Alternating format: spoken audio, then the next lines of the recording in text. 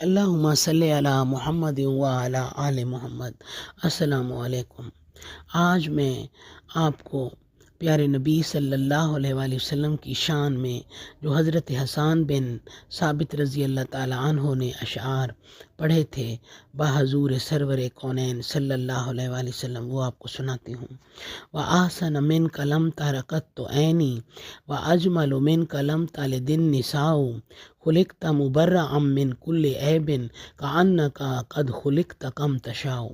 میری آنکھوں نے کبھی آپ صلی اللہ علیہ وآلہ وسلم سے زیادہ کوئی حسین نہیں دیکھا، عورتوں نے آپ صلی اللہ علیہ وآلہ وسلم سے زیادہ کوئی صاحب جمال نہیں جنا۔